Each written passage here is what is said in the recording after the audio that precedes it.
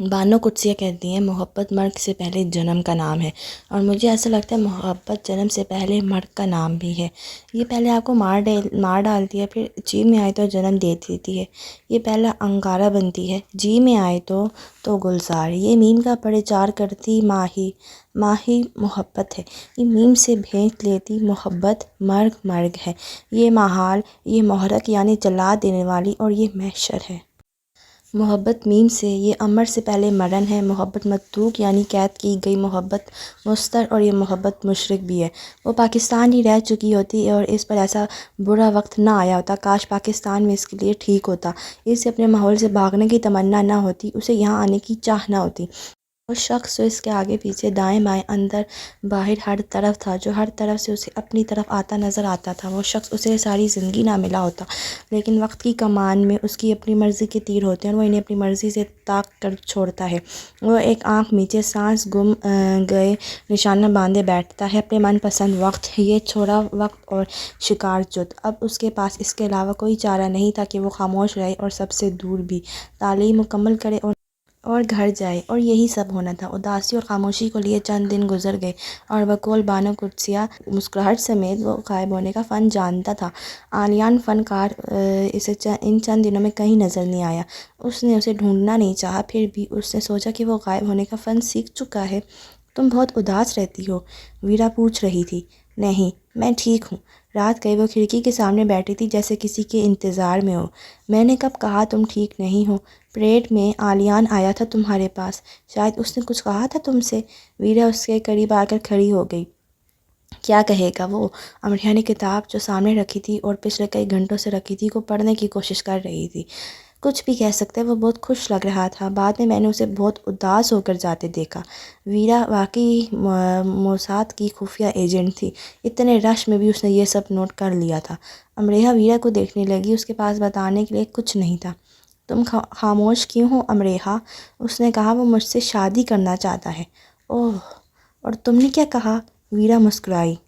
میں نے؟ سوال تھا یا اقرار؟ ہاں، ظاہر ہے تم نے۔ یہ تو خوشی کی بات ہے، مجھے لگا تھا وہ تمہارا اچھا دوست بننا چاہتا ہے، لیکن اسے کچھ اور ہی بننا تھا نا۔ مسکراہٹ گہری ہو گئی۔ میری منگنی پاکستان میں ہو چکی ہے، میرے جاتے میری شادی ہو جائے گی۔ تمہاری منگنی ہو چکی ہے؟ حیرت سے ویرا کا منہ کھل گیا، یعنی کہ یہ بات اسے کیوں نہیں معلوم؟ نہیں، امریہ نے اداسی سے کہا۔ تو تم نے جھوٹ بولا عالیان سے؟ تم نے ایسا کیوں کیا امریہ؟ جو مجھے مناسب لگا میں نے کہہ دیا، بس۔ ویرا حیرت سے اسے دیکھنے لگی۔ تم عالیان کے لیے ایسے بات کر رہی ہو؟ کیسے بات کر رہی ہوں؟ اپنا انداز دیکھو امریہ، اتنی بڑی یونیورسٹی میں وہ تمہارے پاس آتا ہے باتیں کرنے کے لیے۔ عالیان؟ جانتی ہو کون ہے عالیان؟ یونی کی آنکھ کا تارا ہے، پروفیسر کا چہیتا اسٹوڈنٹ۔ جس طرح صبح وہ یونیورسٹی کیمپس کے پاس کھڑا ہو کر تمہارا انتظار کرتا ہے، کبھی دیکھا ہے؟ میں نے اسے کبھی نہیں کہا انتظار کرنے کے لیے۔ ایک صبح ہائے کہنے کے لیے وہ ہم سے 10-15 منٹ پہلے وہاں کھڑا ہوتا ہے۔ میں اسے ایسا کرنے کے لیے نہیں کہتی۔ تم کم عقل ہو، میں کم عقل ہوں۔ تم ناسمجھ ہو، میں بہت ناسمجھ ہوں۔ Shut up! تم نے اپنی منگنی کا جھوٹ کیوں بولا؟ میری مرضی۔ ویرا نے تھوڑی دیر اس کی طرف دیکھا۔ ایک شخص تمہیں پرپوز کر رہا ہے امریہ، اور تم نے مناسب الفاظ میں اسے ٹال دیا۔ ویرا تالی مار کر طنزیں ہنسی۔ امریہ کے جیسے کسی نے گال پر تھپڑ دے مارا۔ تم صاف انکار کر دیتی اسے، ایسے بہانے سے اس کی بےعزتی کرنے کی کیا ضرورت تھی؟ اس روسی ویرا کو سمجھانا بہت مشکل تھا۔ بہت عجیب ہو تم، بہت زیادہ۔ اتنے ذہین انسان کو کیسے تم نے جھوٹ بول کر انکار کر دیا؟ ویرا تو شروع سے ہی عالیان کی ذہانت کی مداح تھی۔ ویرا نے ایک اور تالی بجائی۔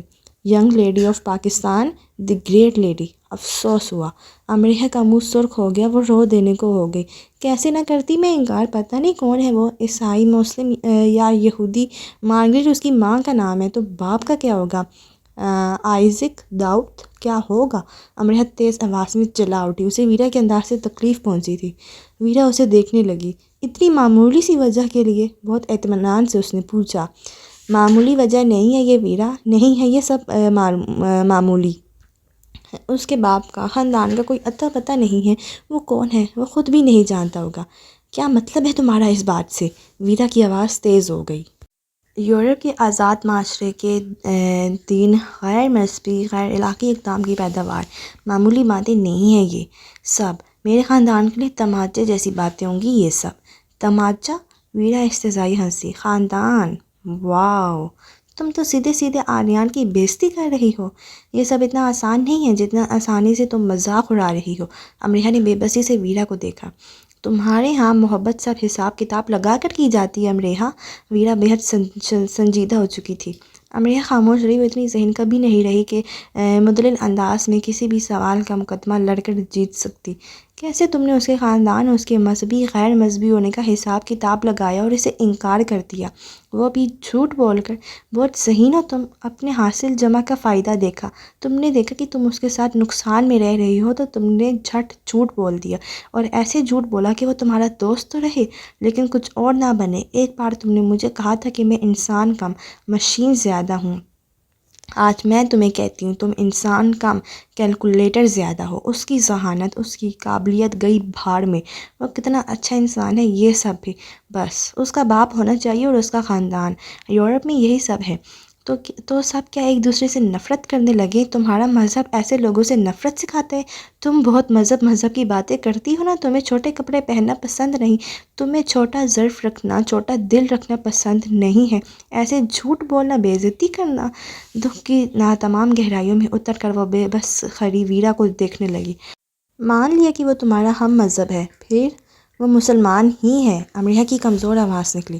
گڈ، پھر کیا مسئلہ ہے؟ امریحہ پھر سے خاموش ہو گئی۔ اوہ اچھا، وہ اکیلا ہے، اس کے باپ کا پتہ نہیں، وہ ناجائز ہو سکتا ہے اس لیے۔ اور ویرا کہہ کر اس کے تاثرات دیکھنے لگی اور اس کے سختی سے لم پیچ لینے پر اسے طنز آبرو اچکائی۔ اوہ واو، اس کے ناجائز ہونے سے مسئلہ ہے؟ اگر وہ ناجائز نہ ہوا امریحہ تو بھی نہیں، وہ مجھے نہیں پسند، میں نے انکار کر دیا۔ امریحہ کو یہ جواب سب سے زیادہ مناسب لگا۔ شاید تم اسے پسند کرنے لگو۔ میں اسے پسند نہیں کر سکتی، وہ میرا اچھا دوست ہے جیسے تم ہو۔ شاید تم اسے پسند کرنے لگو۔ ویرا سنجیدگی اور سختی سے اپنی بات دہرا رہی تھی۔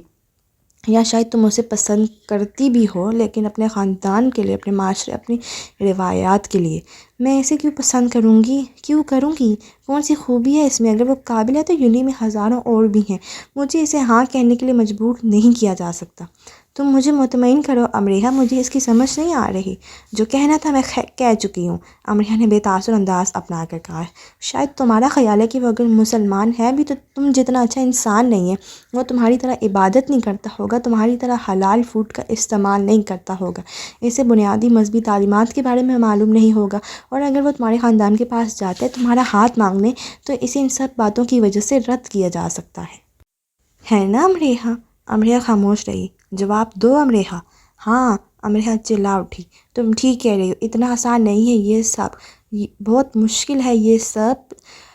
تم لوگ یورپ میں رہنے والوں کے بارے میں یہی سب سوچتے ہو، میں جانتی ہوں۔ تمہیں لگتا ہے اقدار صرف تمہارے مشرقی ملکوں میں ہی ہے، روایت اور مذہب کی پاسداری بھی۔ ویرا باقاعدہ اسے ذلیل کر رہی تھی۔ اور کیا سچ نہیں ہے یہ؟ کیا نام ہے آریان کے فادر کا؟ اس کا سر نیم مارگریٹ کیوں ہے؟ تم اس سے پوچھ لو۔ میں نے اس کی ضرورت نہیں سمجھی، اور تم جاؤ، مجھے نہیں معلوم کہ تم آریان کی اتنی بڑی حمایتی ہو۔ امریحہ بھڑک اٹھی۔ اگر تم غور کرو تو میں تم دونوں کی حمایت کر رہی ہوں، لیکن تم لوگ بہت ناسمجھ ہوتے ہو۔ ہم کون؟ امریحہ کی تیوری چڑھ گئی۔ تمہارے ملک پر طنز نہیں کر رہی امریحہ، تم لوگ، یعنی تم جیسے کم عقل لوگ، سطحی لوگ، روایات، معاشرے کے علم بردار۔ بس بہت ہو گئی، اب جاؤ، میں نے جو کرنا تھا کر لیا۔ ویرا اسے دیکھ کے رہ گئی اور چلی گئی۔ کھڑکی میں کھڑی وہ اندھیری رات کے گہرے اندھیروں کو دیکھتی رہی۔ ویرا سے جان اس نے چھڑا لی تھی، اب خود سے کیسے چھڑائے گی؟ دنیا بھر سے چھپ کر بیٹھا جا سکتا ہے، ایک اپنے آپ سے چھپ کر کہیں گم رہنے کے لیے جگہ نہیں ملتی۔ دنیا بھر سے کچھ نہیں کہہ دیا جاتا، ایک اپنے آپ سے کہنے کے لیے کوئی لفظ نہیں ملتا۔ تو کیا محبت جنم سے پہلے مرگ نہیں؟ ہفتے کی رات ہے اور یہ ہارڈ راک کیفے کا ڈانس فلور ہے۔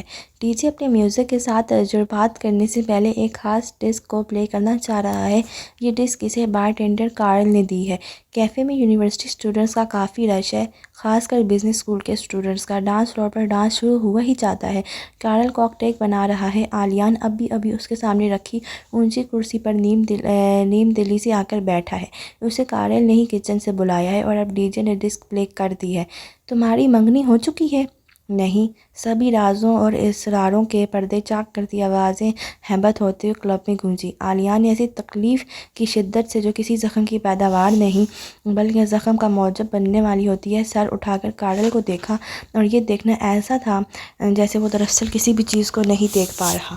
تم نے جھوٹ بولا عالیہ سے، جو مجھے مناسب لگا میں نے کہہ دیا۔ کیسے نہ انکار کرتی؟ پتہ نہیں کون ہے وہ؟ مارگریٹ اس کی ماں کا نام ہے، تو باپ کا کیا ہوگا؟ آئزیک داؤد۔ اتنی معمولی سی وجہ کے لیے؟ معمولی وجہ نہیں ہے کہ میں اسے پسند نہیں کرتی۔ کون سی خوبی ہے اس میں؟ مجھے اسے ہاں کہنے کے لیے مجبور نہیں کیا جا سکتا۔ شاید تمہارا خیال ہے کہ وہ مسلمان ہے بھی، تو تم جتنا اچھا مسلمان نہیں ہے۔ ہاں، تم ٹھیک کہہ رہی ہو۔ کیا نام ہے عالیہ کے فادر کا؟ اس کا سر نیم مارگریٹ کیوں ہے؟ وہ ناجائز ہو سکتا ہے اس لیے بھی؟ ہاں ہاں۔ تمہاری طرح حلال فروٹ کا استعمال نہیں کرتا ہوگا اس لیے بھی؟ ہاں۔ وہاں موجود ایک اسٹوڈنٹ عالیہ مارگریٹ کی طرف گردن موڑے دیکھ رہا تھا۔ کارل نے ایک آنکھ دبائی اور منہ بنا کر بھیڑیے کی آواز نکالی، لیکن عالیہ نہ وہاں موجود یونیورسٹی اسٹوڈنٹس کو دیکھ رہا تھا نہ ہی کارل کو۔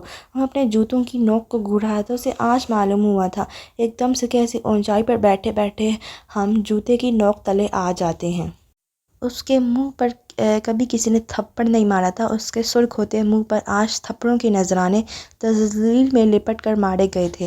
کوک ٹیل بناتے کارل کے ہاتھ رک گئے۔ عالیہ کا رد عمل اس کی توقع کے برخلاف تھا۔ اس نے اٹھ کر اسے گھونسا نہیں مارا تھا۔ وہ مسلسل اپنے جوتوں کی نوک کو دیکھ رہا تھا۔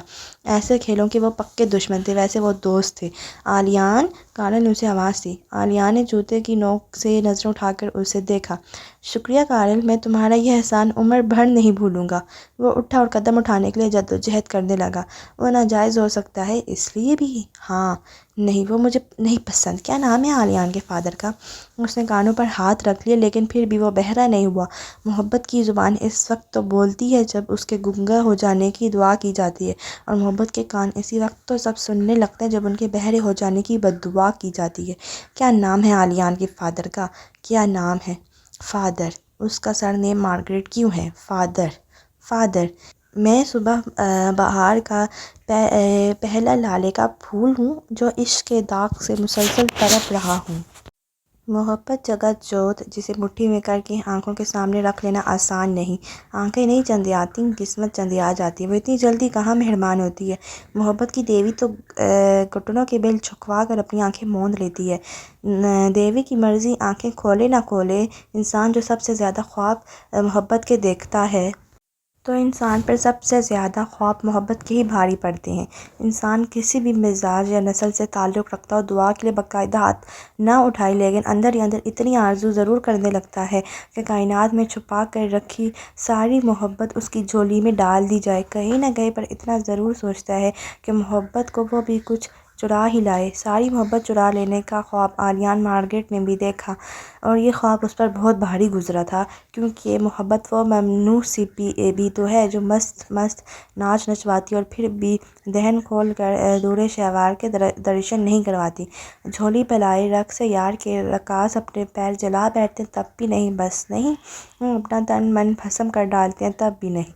نہیں، اپنی حیثیت سے نظریں چراتے وہ پرنٹ ورک کی حدود سے نکل کر چلنے کی کوشش کر رہا ہے۔ جس برف نے مانچسٹر کو اپنی ہتھیلیوں میں لے رکھا ہے، وہ اسے گرتا دیکھنا نہیں چاہتی تھی، لیکن اب اسے دکھا دیا جائے گا۔ چلتے چلتے کیسے گرا سا جاتا ہے۔ برف میں ایک قلندر خاصیت بہت کمال کی ہے، یہ گرتی ہے تو شور نہیں مچاتی، گر کر پگھل کر ختم ہو جاتی ہے تو بھی واویلا نہیں کرتی۔ برف اپنے سینے پر گرتے گر جاتے اس کے قدموں میں یہ خاصیت منتقل کر دینا چاہتی تھی۔ مانچسٹر کی اتنے سالوں دیکھی بھالی سردی میں اب عالیہ کا دم گھٹ رہا تھا۔ اس کی آنکھوں کی سرخی اور سانسوں کی غمناکی اس پر گزرتے صدمے کی اولین گواہ بنی، اور اس کی بھوری بچوں سی چمکتی آنکھیں بھر آئی تھیں، اور سانس نے رواں رہنے کی صلاحیت کھو دی۔ انسان تھا نا، رونا تو بنتا تھا۔ محبت کا سنہرا خواب جو دیکھ لیا تھا، خواب کے ٹوٹ جانے پر ٹوٹنا تو بنتا تھا۔ آسمان کے سارے ستارے ٹوٹ ٹوٹ کر مانچسٹر کی شاہراہوں پر بکھر رہے تھے۔ کائناتی محبت پر کائنات کا ٹوٹ پھوٹ جانا تو بنتا تھا۔ سڑک پر چلتے وہ ایک بند گلی کے کنارے رک گیا، جس کے اندر ایک بڑا کوڑا دان رکھا تھا۔ وہ اندھیرے میں کوڑے دان کے پیچھے جا کر دیوار کے ساتھ خود کو لگا کر کھڑا ہو گیا اور بے خیالی میں اپنے سر کو جھٹکا۔ اسے اپنی پہلی محبت یاد آ رہی تھی، مارگریٹ جوزف، جو اس کی ماں، جو اس کی بھوری آنکھوں کو اپنی نیلی آنکھوں سے گھنٹوں دیکھا کرتی تھی۔ تھکتی نہیں تھی، وہ تھک جاتا تو اس کی ٹھوڑی اٹھا کر پھر سے دیکھنے لگتی اور جیسے خاموشی کی زبان سے کہتی جاتی، مجھے کیا معلوم تھا یہ آنکھیں مجھے ایسے لے ڈوبیں گی، لیکن میں خوش ہوں کہ یہ مجھے لے ڈوبی۔ میں شکر گزار ہوں مجھے یہ آنکھیں عطا کی گئیں۔ ان میں میری وہ تصویر بن کر اترتی ہے جو مصور بنا نہیں سکتے اور آئینہ دکھا نہیں سکتے۔ میں کیسے نہ شکر گزار کروں۔ اس کی آنکھیں اس کے لبنانی باپ جیسی تھیں۔ وہ مارگریٹ کے مردہ ہوتے وجود میں جان ڈال دینے والی آنکھیں تھیں۔ وہ انہیں گھنٹوں کیوں نہ دیکھا کرتی۔ وہ اپنی ماں کے ساتھ ایک کمرے کے بے حد چھوٹے اور نسبتاً گندے سے فلیٹ میں رہتا تھا، جس کے ایک کونے میں کچن تھا اور دوسرے کونے میں واش روم۔ بیڈ کمرے کے دروازے کے عین سامنے تھا۔ ایک کھڑکی تھی جس کے آگے ایک کرسی رکھی تھی۔ اس کرسی پر کھڑے ہو کر آلیان کھڑکی سے سر ٹکا کر اپنی ماں کی راہ دیکھا کرتا تھا۔ مارگریٹ کے انتظار میں اس نے اپنی آنکھوں کو بہت تھکایا تھا۔ کمرے میں کچن اور واش روم کی بو ہمہ وقت رچی رہتی تھی، لیکن یہ فلیٹ اس وقت مہک اٹھتا جب مارگریٹ آ کر اسے اپنی باہوں میں بھر لیتی۔ مارگریٹ ایک ہسپتال میں صفائی پر مامور تھی۔ اس کے جسم سے کئی طرح کے کیمیکل کی بو آتی، مگر یہ بو آلیان کے لیے دنیا کی بہترین خوشبوؤں سے بھر کر تھی۔ وہ صرف اس کی ماں نہیں تھی، اس کا سب کچھ تھی۔ مارگریٹ جوزف مسکرانے کی کوشش کیا کرتی، لیکن وہ ایک بری اداکارہ تھی۔ اس نے زندگی کو زندہ دلی، ہمت اور جوان مردی سے گزارنے کے کچھ اقوال رٹ رکھے تھے۔ وہ انہیں ہر روز دہراتی اور مسکرانے کی بھدی اداکاری کرتی، اپنے کام پر چلی جاتی، مسکرا کر گھر کا دروازہ بند کرتی، کھولتی، دن کرتی، رات کرتی، روز کی بس یہی اداکاری۔ زندگی اقوال پر کامیاب ضرور کی جا سکتی ہے، خوش طالع نہیں۔ ایسی زندگی کو سیاہی سے تو بچایا جا سکتا ہے، لیکن سترنگی نہیں رنگا جا سکتا۔ یہ دھنک جلی تو ہو سکتی ہے، دھنک ڈھلی نہیں۔ پھر تو یہ اس زمزے کی صورت اختیار کر لیتی ہے جو دل کے کانوں کے پردے پھاڑے ڈالتی ہے۔ ایسی زندگی زندگی تو نہیں ہوتی، کیونکہ وجود میں دھڑ لوتھڑا چت ہو جاتا ہے۔ یہ لوتھڑا جو دل ہے اور جس دھوکے باز بزدل کا کوئی علاج نہیں، یہ غداری کرتا ہے اور اسے اس غداری پر موت کی سزا ملتی ہے۔ تو مارگریٹ اقوال پر زندگی گزارنے کی کوشش کرتی رہی اور لحاف میں منہ دے کر روتی رہی، کیونکہ اس نے زندگی کی ایک فاحش غلطی کر ڈالی تھی۔ اس نے ایک مسلمان سے محبت کر لی تھی، ایک ایسا لبنانی مسلمان جو وہاں کام کے لیے آیا تھا، پونڈز کے لیے، محبت کے لیے نہیں۔ وہ اس روایت کا پاسدار تھا کہ سفر کے دوران گاڑی کے نئے اور انوکھے اسٹیشنوں پر رک جانے والوں کو دل پر نہیں لینا چاہیے۔ سفر میں اسٹیشن تو آتے ہی رہتے ہیں، تو کیا سفر کو ہی روک دیا جائے؟ وہ سمجھدار تھا، اس نے سفر کو نہیں روکا۔ نیلی آنکھوں، پری چہروں سے دنیا بھری پڑی ہے۔ کسی چیز کی کمی ہے اس جہان میں؟ پھر ایک انسان کے لیے زندگی تباہ کر لینا کہاں کی روایت ہے؟ اگر ہے بھی تو یہ سب پرانی کہاوتیں ہوں گی، قدیم قصے کہانیاں۔ اس کی 6 سالہ زندگی اپنی ماں کی دبی دبی سسکیاں سنتے گزری۔ وہ سمجھتی تھی وہ سو رہا ہے، پر ایسی آہوں کے سائے تلے سو جانا گناہ کے مترادف ہوتا۔ وہ دن بھر کام کرتی، رات بھر روتی۔ ایسی حالت میں وہ زیادہ دیر تک زندہ کیسے رہتی؟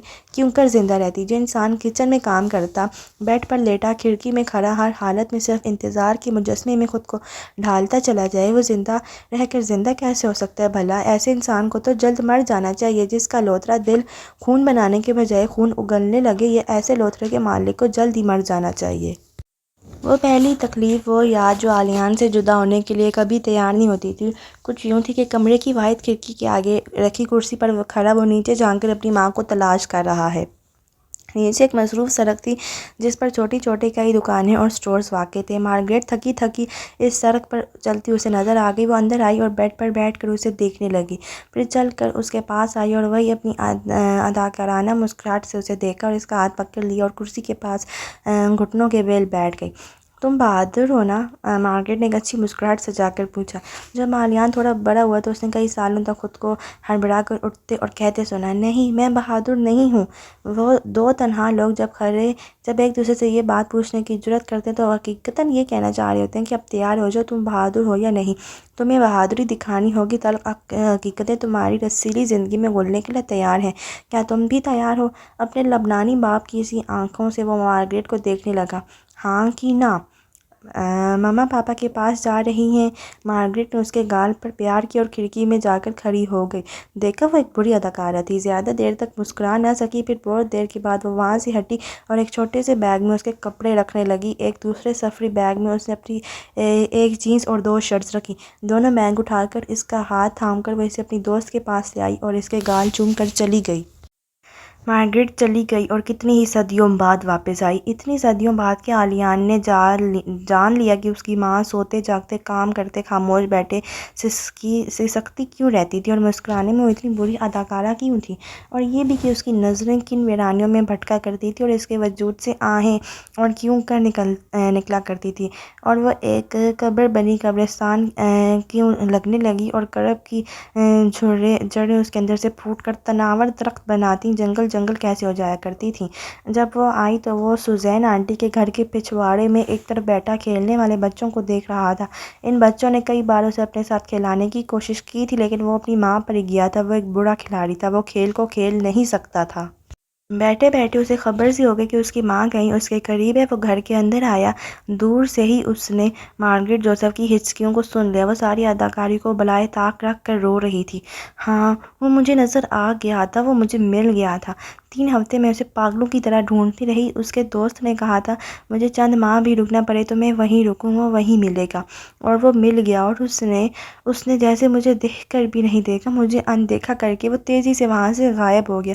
میں اس کے پیچھے بھاگی، لیکن اتنی جلدی نہ جانے وہ کہاں گم ہو گیا تھا۔ سڑک پر ادھر ادھر بھاگتے میں چلا رہی تھی اور سوزین۔ پھر بھاگتے بھاگتے میں نے خود کو گرا لیا کہ شاید کسی کونے میں خود کو چھپا کر مجھے دیکھتے وہ مجھ پر ترس کھا ہی جائے۔ میں گری ہی رہی اور روتی ہی رہی، لیکن وہ نہیں آیا۔ اگلے دن وہ میرے ہوٹل آیا۔ دیکھو کتنا آسان تھا اس کے لیے مجھے ڈنمارک میں ڈھونڈ لینا، اور میں اتنے سالوں میں اسے دنیا بھر میں نہ ڈھونڈ سکی۔ میں بہت ناکارہ، بہت بیکار ہوں نا سوزین، جانتی ہو میرے 2 گھنٹے رونے کے بعد اور یہ بتانے کے بعد کہ پچھلے 4 سالوں میں نے کیسے اسے رابطہ کرنے کی کوشش کی، کس شخص کے پاس اس کا پوچھنے کے لیے گئی، خدا کے آگے کیسے گر گراتی اور اسے یاد کر کے کیسے روتی رہی۔ اس نے کیا کیا، اس نے جیب سے کاغذ نکالا اور کہا یہ تمہاری طلاق کے کاغذ ہیں، میں نے اپنے مذہبی اسکالر سے اس کی تصدیق کروا لی ہے، تمہیں اس کی ضرورت نہیں ہوگی لیکن مجھے ہے، تم دستخط کر دو۔ پھر اس نے ایک لفافہ میرے آگے کیا اور کہا یہ لو پیسے اور واپس جاؤ، میں تمہاری شکل بھی نہیں دیکھنا چاہتا، لعنتی کافر عورت۔ میں اسے کیسے یاد کرتی رہی اور بلکتی رہی۔ ان قصوں کو سن کر وہ مجھے طلاق دے رہا تھا۔ اس کے لیے میں خدا کے آگے کیسے گر گرائی، یہ سن کر وہ مجھے لعنتی کہہ رہا تھا۔ اس نے کہا کہ اس پر اللہ کا غضب نازل ہوا تھا جو اس نے ایک کافر عورت سے شادی کر لی، وہ تعلق ایک لعنت تھا۔ سوزین، اس نے کہا میں ایک لعنت ہوں، میں خدا نے مجھے بنایا ہے اور اسے بھی۔ کیا خدا لعنتیں بناتا ہے؟ کیا خدا ایسا ناانصاف ہے کہ ایک کو اس جیسا انسان بناتا ہے اور ایک کو مجھ جیسا؟ اس نے کہا میں کافر عورت ہوں۔ وہ کافر کسے کہتا تھا؟ خدا کو نہ ماننے والے کو، خدا کو چھوڑ دینے والے کو، اور ایک انسان کو نہ ماننے والے کو وہ کیا کہتا ہے؟ بیوی کو بے آسرا چھوڑ دینے والے کو کس نام سے یاد کرنا چاہے گا وہ؟ میں نے اسے پوچھا۔ اس نے مجھے گالیاں دی، میرے مرحوم والدین پر الزام لگایا کہ میں ان کی حرام پیداوار ہوں، میں سرتا پا حرام ہوں، میری رگوں میں ناجائز اور گندا خون ہے، اور میرے آباؤ اور اجداد شراب پیتے رہے ہیں، اور میرے والدین کو شادی کی کیا ضرورت رہی ہوگی؟ میں ایک گندے غلیظ مغربی معاشرے کی پیداوار کیسے گل نہیں کھلا چکی ہوں۔ وہ گالیاں دیتا رہا اور مجھے بتاتا رہا کہ میں کیا ہوں۔ وہ مجھے جتا رہا تھا کہ مجھے چھوڑ آنے کی اصل وجوہات کیا تھی۔ وہ میرا کافر ہونا تھا، غیر مذہب ہونا تھا۔ پھر اس نے میرے خدا کو گالیاں دینا شروع کر دی۔ وہ مجھے بتانے لگا کہ دراصل کس کا مذہب سچا ہے۔ خود کو سچا ثابت کرنے کے لیے میں ڈنمارک کی حکومت کو اپنے اور اس کے تعلق کو لے کر درمیان میں نہ لے آؤں برطانیہ کو۔ وہ مجھ پر یہ ثابت کرنے کی کوشش کرنے لگا کہ میں اپنی بات میں وہ کس قدر سچا ہے، وہ ایک سچے مذہب کو ماننے والا ہے۔ میں نے اسے کہا کہ اگر اس کا مذہب اتنا ہی سچا ہے، اچھا ہے، تو ایسے سچے مذہب کے کس حکم کے تحت وہ میرے ساتھ برا کر رہا ہے؟ سوزین، مذہب کس کا سچا ہے، اس کے لیے تو آپ کو خود سچا ہونا پڑتا ہے، پہلے تو خود کو مکمل کرنا پڑتا ہے، ورنہ مذہب کون سا مذہب ہے جو یہ سب کرنے کی تعلیم دیتا ہے جو وہ میرے ساتھ کر رہا تھا؟ وہ سوزین کے ہاتھ پکڑ کر اس سے سوال کرنے لگی۔ اس نے کہا وہ بھٹک گیا تھا، وہ میرے جال میں آ گیا تھا، میں نے اپنی خوبصورتی کا استعمال کیا، اسے پھنسایا، اسے ورغلایا۔ بھٹک تو میں گئی تھی، پھنس تو میں گئی تھی اس کی محبت کے جال میں کتنی خوبصورت ہوں، اس کا احساس تو اس نے مجھے دلایا تھا۔ وہ کہا کرتا تھا خدا اپنے شاہکاروں میں مجھے بھی شمار کرتا ہوگا، اور وہ کہا کرتا تھا خدا کی مہربانی، اس نے زمین والوں کے نصیب میں اس شاہکار کی رہنمائی کی، مجھے شاہکار تو اس نے بنایا تھا، پھر اس نے مجھے لعنت کیوں بنا ڈالا؟ سوزین میں زندہ رہنا نہیں چاہتی، کوئی لعنت کے توق کیسے زندہ رہ سکتے جبکہ اسے پہلے شاہکار کے رتبے پر فائز کر دیا گیا ہو، جسے خوب کہہ دیا جائے اسے غلیظ کیسے کہا جا سکتے؟ میرا تو سب چلا گیا نا، اس کا کیا گیا؟ وہ تو بیش قیمتی لباس میں ملبوس پہلے سے زیادہ خوبصورت میرے سامنے تن کر کھڑا تھا، جھکی ہوئی تو میں تھی اس کے آگے، گڑ گڑا تو میں رہی تھی۔ بھلا بتاؤ سوزین، جو نفع میں رہتے ہیں وہ میری طرح جھک کر گڑ گڑاتے ہیں، ایسے خوار ہوتے ہیں، خسارے میں کون رہا سوزین؟ وہ میرے ہاتھ پیر کاٹ ڈالتا، اسے میرے دل میری روح کاٹ ڈالے، وہ اتنا ظالم ہوگا، کاش مجھے معلوم ہوتا، میں اسے ایسی محبت کرنے لگوں گی، کاش مجھے یہ بھی معلوم ہوتا، اوہ کاش وہ کھویا ہی رہتا، میں اسے ساری عمر ڈھونڈتی ہی رہتی، میری آنکھیں اس کے انتظار میں تھک کر مردہ ہو جاتی لیکن ایسی ذلیل نہ ہوتی، اس کی زبان سے نکلا زہر میرے کان میں نہ ٹپکا ہوتا۔ سوزین میں تمہیں کیسے سمجھاؤں کہ ہاتھ کی پشت کو ہونٹوں سے لگانے والا جب انہی ہونٹوں سے تھوکتا ہے تو کرب کا کیسا لاوا وجود میں پھٹتا ہے؟ میں تمہیں کیسے بتاؤں میں کس دلدل میں دھنسی ہوئی ہوں؟ مارگریٹ نے اپنے وجود کو اپنے ہاتھوں میں لپیٹنا چاہا، وہ ایسے تڑپ رہی تھی جیسے اس پر بوند بوند تیزاب ٹپکایا جا رہا ہے اور اس کے پاس نکل بھاگنے کا کوئی راستہ نہ ہو۔ باہر کی اوٹ میں کھڑے اس بچے نے تیز تیزاب کی بو اپنے ناک میں گھستے محسوس کی۔ میں اس بھری دنیا میں جا کر کس سے بتاؤں اس نے مارگریٹ نامی شاہکار کی پردہ کشائی کیسے کی؟ کاش میں اسے کبھی نہ ڈھونڈ پاتی، میں نے اسے ڈھونڈ نکالنے کا گناہ کیوں کیا؟ میں نے گناہ ہی کیا، اگر اسے یہ سب کہنا ہی تھا تو مجھے برطانیہ میں کہہ کر چلا جاتا، وہ کاغذ جو وہ اپنے مذہبی اسکالر سے تصدیق کروا کر لایا تھا مجھے یہیں دے کر چلا جاتا، لیکن اس کو مجھے خوار کرنا تھا، اسے میں پہلے لعنت کیوں نہیں لگی؟ اسے مجھ جیسی کافر عورت کے سر پر منڈلاتا خدائی قہر پہلے کیوں نہیں دکھائی دیا؟ ملک بدلتے ہی اسے اتنی عقل آ گئی، ایک امیر بیوہ کے ساتھ شادی کرنے کے بعد اسے میری اوقات یاد آ گئی، مجھے سب کہا کرتے تھے یہ عربی 10 شادیاں کر لیں تو پلٹ کر کسی ایک کی طرف بھی نہیں دیکھتے، پر میں نے کسی کا اعتبار نہیں کیا، میں نے اس کا اعتبار کیا جس سے مجھے دھتکار دیا، اس نے تو مجھ سے پونڈز کے لیے، گرین کارڈ کے لیے بھی شادی نہیں کی تھی، اس نے تو مجھے زندہ درگور کرنے کے لیے سب کیا تھا۔ برطانیہ میں شادی کرنے والا ڈینمارک میں مجھے طلاق دے رہا تھا، مجھے میرے والدین کی، میرے مذہب کی غلاظت کے بارے میں بتا رہا تھا، اس نے ایک بار بھی میرے آنکھوں سے آنسو گرتے نہ دیکھے، اسے یہ پرواہ بھی نہیں تھی کہ میں اس کے قدموں میں گر جاتی ہوں، میں کیسی اس کے بغیر کرب میں مبتلا رہی، جان کر بھی اس نے ہمدردی سے میری طرف نہ دیکھا۔ میں نے اسے اس کے بیٹے کے بارے میں بتایا تو اس نے اس بات کو ایسے سنا سوزین جیسے میں اسے اپنے کسی بوائے فرینڈ کے بچے کے بارے میں بتا رہی ہوں۔ میں اپنے بیٹے کے بارے میں سن کر اس کی آنکھوں سے ایسی نفرت ٹپکنے لگی جیسے کسی نے گناہ آلود ہاتھوں سے اس کے پاکیزہ وجود کو آلودہ کر دیا، اور میرا بیٹا گناہ تھا اس کے لیے سوزین، صرف ایک میں ہی نہیں، وہ طلاق کا دکھ لے کر نہیں پلٹی تھی، اسے طلاق کے ساتھ کئی اور تازیانے مارے گئے تھے، اسے غلاظت کا ڈھیر ثابت کر کے اسی ڈھیر میں دفن کر کے بھیجا گیا تھا، اس سے منسلک ہر چیز پر تھوک کیا گیا تھا۔ محبت کا پیادہ زمین بوس ہوا، تپسیا تمام ہوئی، محبت کی پھٹکار زدہ کنیا کماری عین جوبن کر لائی اور محبت کے شراب کی مستحق پائی، وہ خاموشی سے اپنی ماں کے پاس جا کر بیٹھ گیا۔ مارگریٹ نے آنسو چھپا لیے، کتنی بدصورت ہو گئی تھی وہ اتنے سے دنوں میں، اس کے کپڑے گندے اور بدبودار تھے، اس کے وجود سے ایسی بساند اٹھتی تھی جیسے کچا گوشت دھیمی آنچ پر جل رہا ہو، مارگریٹ کے پیٹ کے ساتھ لگے اس کا دم گھٹنے لگا۔ امر جل کی دھار زہر آب تھی، زہر آب یعنی ہمہ وقت جاری رہنے والا زہریلا چشمہ نے اپنے دہن اس کے وجود میں کھول دیا تھا، اس میں سے بسانت کیوں نہ آتی؟ اور پھر اس دن کے بعد اس نے یہ کہنا چھوڑ دیا، کرسمس کی چھٹیوں میں ہم ہلز جائیں گے۔ سچ؟ ہاں، بس تمہارے پاپا آ جائیں۔ وہ کب آئیں گے؟ شاید ابھی، آج رات، ورنہ کل صبح، میں نے انہیں خط لکھے ہیں، فون بھی کیے ہیں، وہ گندے ہیں، وہ نہیں آتے۔ وہ اچھے ہیں، وہ آ جائیں گے۔ وہ اتنا اچھا تھا کہ ایک بار بھی نہیں آیا، اس اپنی اولاد کو بھی دیکھنے کی چاہ نہ کی۔ اس کو پتہ ہی نہ تھا کہ اس کے بیٹے کی آنکھیں اس جیسی ہیں، کچھ اس جیسے نقوش، گھنی بنوائیں، گھنی پلکیں، سفید رنگت میں مبہم گندمی رنگت کی جھلک، مغرب میں عرب کھولتا ہوا، عرب سے مغرب نکلتا ہوا۔ اور وہ ایسا تھا جس کے دنیا میں آنے سے پہلے اس کے باپ نے خود کو دنیا میں چھپا لیا تھا۔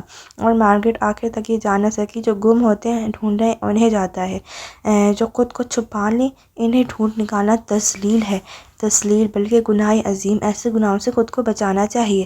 تو ایسے چھپ چکے مرد کی واپسی کی قصے کہانیاں اب بس ہوئی تھیں، دروازے پر ٹکی نگاہیں گناہ تمام ہوئیں۔ اب وہ مارگریٹ نامی صبح اٹھتی، اپنی آنکھوں کی سرخی کو میک اپ کی تہہ میں چھپاتی، پھر بھی بدیہت لگتی وہ کافی کا گھونٹ ہچکیوں کی مانند حلق سے اتارتی، جلتے کچے گوشت کی بو کی تہوں میں مدفن اداکارانہ مسکراہٹ کو نکالتی اور اسے اسکول کے لیے تیار کر کے اس کا ہاتھ پکڑ کے سڑک پر ایسے چلتی جیسے اپنا ہی تابوت اٹھائے اپنی قبر کی طرف جا رہی ہو۔ اپنی ماں کے زیر سایہ وہ بھی ایسے چلا کرتا جیسے اپنی ہی قبر کشائی کے لیے جا رہا ہو، خود کو تابوت میں لٹانے۔ خاموشی سے، طے شدگی سے وہ انسان اپنی پیروں پر چل کر اپنی قبر کی طرف کیسے جایا کرتے ہیں۔ مارگریٹ اور اس کے بیٹے کو دیکھ کر جانا جا سکتا تھا۔ پھر وہ اسے اسکول سے گھر لاتی، اسے ایک سینڈوچ بنا کر دیتی، گھر کو لاک کر کے چلی جاتی اور رات کو آتی۔ اس وقت تک وہ کھڑکی میں کھڑا اس کا انتظار کرتا رہتا۔ سینڈوچ ویسے کا ویسے ہی رکھا ہوتا، کھانا بھوک لگنے پر کھایا جاتا ہے، اور اس کی بھوک مارگریٹ کی صورت دیکھتے ہی مر جاتی۔ وہ دعا کرنا نہیں جانتا تھا، اس لیے سوچا کرتا تھا کہ کاش اس کی ماں سے ایسی گندی بدبو نہ آیا کرے، کاش وہ اس بو سے چھٹکارا پا لے کیسے بھی کر کے۔